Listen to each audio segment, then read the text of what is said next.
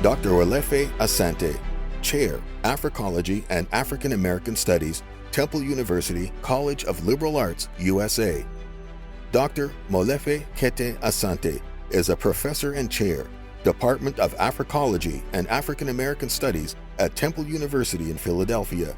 He also serves as the international organizer for Afrocentricity International and is president of the Molefi Kete Asante Institute for Afrocentric Studies. He is a guest professor at Zhejiang University, Hangzhou, China, and Professor Extraordinarius at the University of South Africa. Often called the most prolific and most quoted living African American scholar and thinker, he has published 96 books. He received his Ph.D. from the University of California, Los Angeles at the age of 26 and was appointed a full professor at the age of 30 at the State University of New York at Buffalo. Dr. Asante created the first Ph.D. program in African American Studies in 1988 at Temple University. Founder of the theory of Afrocentricity, he has directed more than 140 Ph.D. dissertations, making him the top producer of doctorates among African American scholars. He regularly consults with heads of state in Africa and has become one of the most popular lecturers on issues related to the United States of Africa. Dr. Asante is the founding editor of the Journal of Black Studies. In 2019, the National Communication Association named him an NCA Distinguished Scholar, its highest honor. A traditional Ghanaian king, in 2021, he was made the Curatorial Head of the Pan-African Heritage Museum in Accra, Ghana.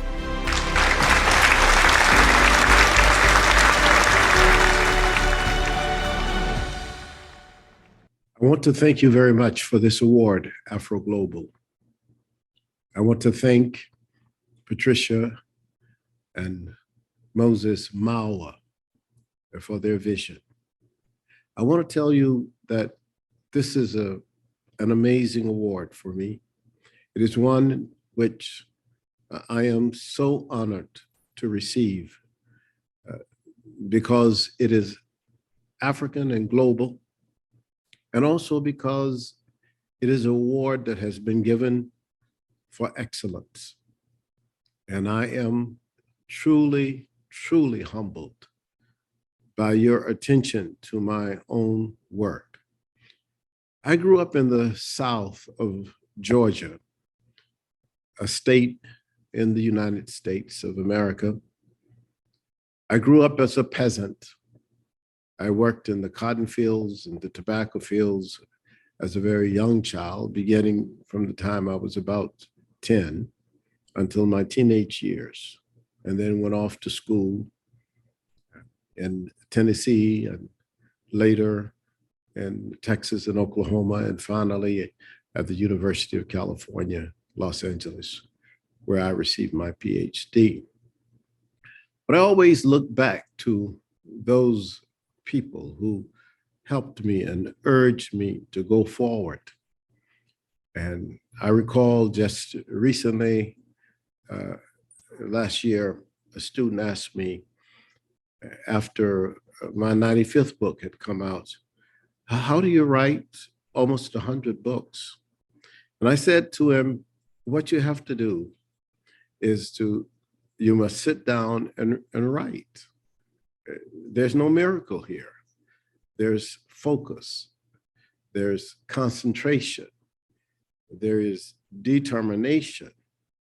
And once you determine that you're going to do something, you must always remember what the ancient people have always said, that if you get up earlier and you stay later than most, you can achieve what you will.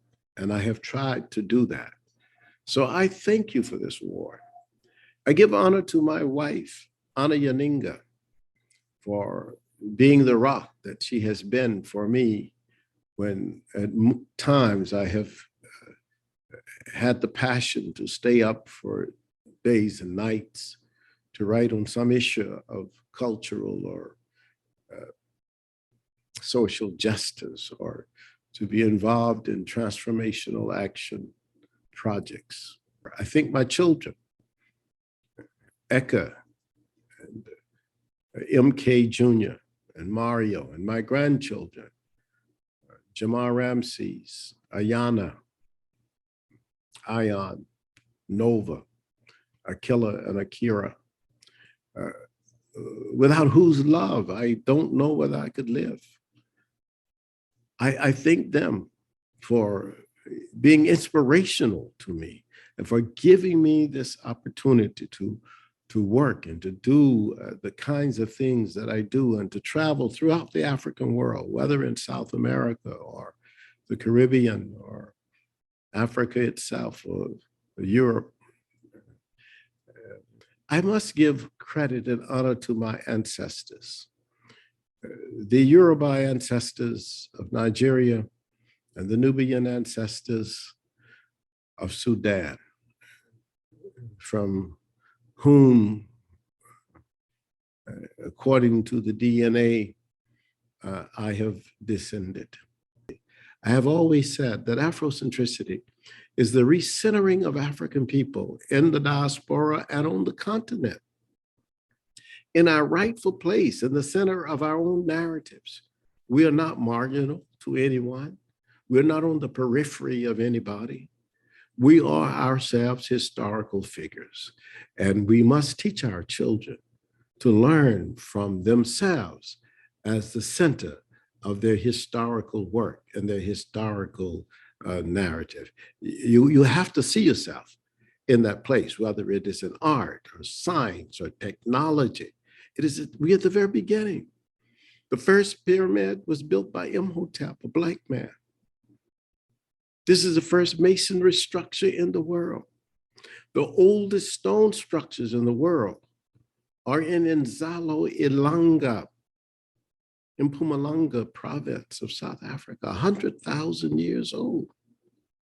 So technology, science, art, business, all kinds of things are originated on Africa, but the last 400 or 500 years, we have sort of lost sight of ourselves.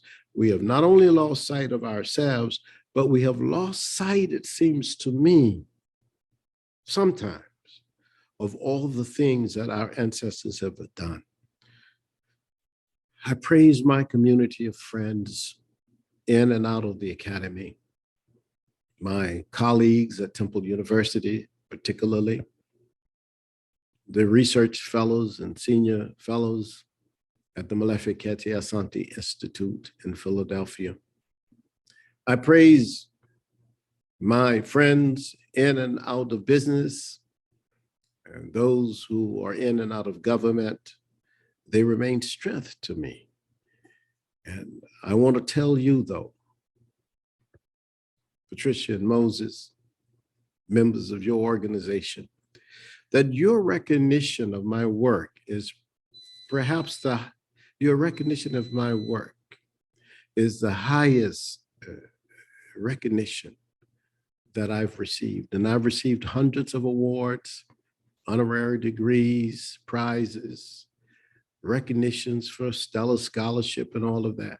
But to receive this award from Afroglobal for excellence, I cannot think of a more powerful, representative, and historical understanding of what I've tried to do and what I'm trying to do than this award. And I have always said to my students, if I can write 100 books or near 100 books, you can do it too, because I'm merely a reflection of you. Ankh Jad Sanab. Hey, hey. In the language of our ancient ancestors along the Nile River, life, stability, and health forever. Thank you very much, Afroglobal. Thank you all.